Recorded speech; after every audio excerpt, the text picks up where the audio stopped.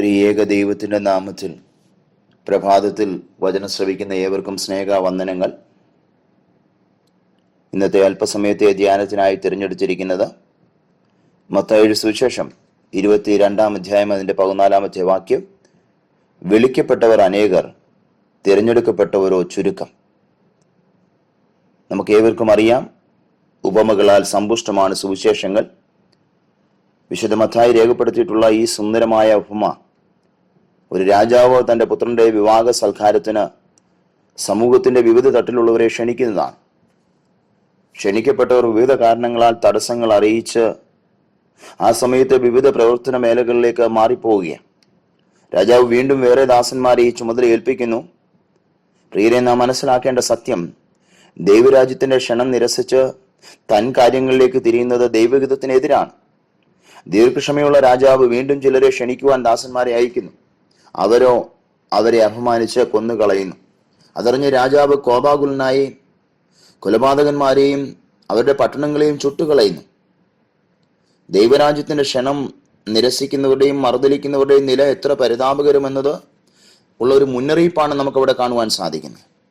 സ്നേഹവാനും ക്ഷമാശീലനുമായ രാജാവ് വീണ്ടും തെരുവോരങ്ങളിലും വഴിയിടങ്ങളിലും പോയി കാണുന്നവരെയൊക്കെ ക്ഷണിക്കുവാൻ ദാസന്മാരെ അയക്കുക.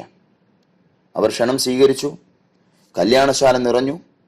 തെരഞ്ഞെടുക്കപ്പെട്ട യഹൂദ ജനം ക്രിസ്തുവിനെ നിഷേധിച്ചപ്പോൾ ദൈവം ജാതികളിലേക്ക് തിരിയുകയാണ്. കാലാകാലങ്ങളായി പാപക്കുഴിയിൽ അകപ്പെട്ട മനുഷ്യനെ വീണ്ടെടുക്കുവാൻ, സ്വർഗരാജ്യത്തിന്റെ വിരുന്നുശാലയിലേക്ക് ക്ഷണിക്കുവാൻ ദൈവം പ്രവാചകന്മാരെയും ദൈവിക ശുശ്രൂഷകരെയും നിയോഗിക്കുക. തലമുറയായി ഈ ക്ഷണം ആവർത്തിക്കപ്പെട്ടിട്ടും നിത്യജീവന വില നൽകാതെ ദൈവിക ക്ഷണം നിഷേധിച്ച് സ്വന്തം ഹിതം ചെയ്ത് ജീവിക്കുന്ന അനേക ജീവിതങ്ങൾ ഇന്നും ലോകത്തുണ്ട്. നാം വായിച്ച ഉപമയുടെ അവസാനത്തിൽ അർഹതയില്ലാത്ത അനേകർ വിരുന്നിന്റെ ഓഹരിക്കാരായി തീർന്നതായിട്ട് പറയുക. അതാണ് ദൈവത്തിന്റെ ദയ.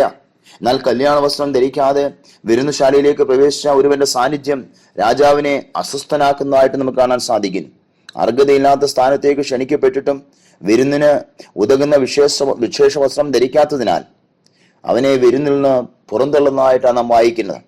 സ്വർഗരാജ്യത്തെ അവകാശമാക്കുവാൻ ആഗ്രഹിക്കുന്നവർ ഏറെ ഒരുക്കമുള്ളവരായിരിക്കണമെന്ന് ഈ ഭാഗം നമ്മെ ഓർമ്മിപ്പിക്കുക. 10 കന്യകമാരുടെ ഉപമയിലും അത് നമുക്ക് കാണുവാൻ കഴിയും. പ്രിയരെ, കർത്താവ് തന്റെ വലിയ വിരുന്നിലേക്ക് ഏവരെയും ക്ഷണിക്കുകയാണ്.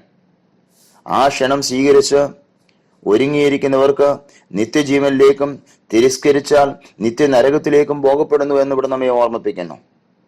ആയതിനാൽ പ്രിയരെ, ഈ പ്രഭാതം ക്രിസ്തുവിനോടൊത്തുള്ള വിരുന്നിന്റെ ഒരുക്കനാളാകുവാൻ നമ്മെ തന്നെ ദൈവം മുൻപാകെ സമർപ്പിക്കാം. ഇവിടെ നമ്മൾ വായിച്ചതുപോലെ വിളിക്കപ്പെട്ടവർ അനേകർ, തിരഞ്ഞെടുക്കപ്പെട്ടവരോ ചുരുക്കം. ആ തിരഞ്ഞെടുക്കപ്പെട്ടവരുടെ കൂട്ടത്തിൽ ഞാനും നിങ്ങളും കാണപ്പെടുവാൻ ദൈവം ഇടയാക്കട്ടെ. അതിനായിട്ട് ഒരുങ്ങാം, പ്രാർത്ഥിക്കാം. കർത്താവേ, ഈ പ്രഭാതത്തിനായി നന്ദിയോടെ സ്തുതിക്കുന്നു. ഞങ്ങൾക്ക് എന്ന ചിന്തകൾക്കായി നന്ദിയോടെ സ്തുതിക്കുന്നു. സ്വർഗരാജ്യത്തെ അവകാശമാക്കുവാൻ ആഗ്രഹിക്കുന്നവരാണല്ലോ ഞങ്ങൾ. അതിന് എത്രമാത്രം ഒരുക്കം ആവശ്യമാണെന്ന് ഈ പ്രഭാതത്തിൽ ഞങ്ങളെ കേൾപ്പിച്ച കൃപകൾക്കായി സ്തുതിക്കുന്നു. അങ്ങയുടെ ക്ഷണം സ്വീകരിച്ച് ഒരുങ്ങിയിരുന്ന് നിത്യജീവനിലേക്ക് പ്രവേശിപ്പാൻ തക്കവണ്ണം ഞങ്ങൾ എല്ലാവരെയും സഹായിച്ചാട്ട് കർത്താവേ. എല്ലാവരെയും അതിനായിട്ട് ഒരുക്കിയാട്ട്. പ്രാർത്ഥന കേട്ടതിനായ സ്തോത്രം. യേശു ക്രിസ്തുവിന്റെ നിസ്തുല്യ നാമത്തിൽ തന്നെ, ആമേൻ.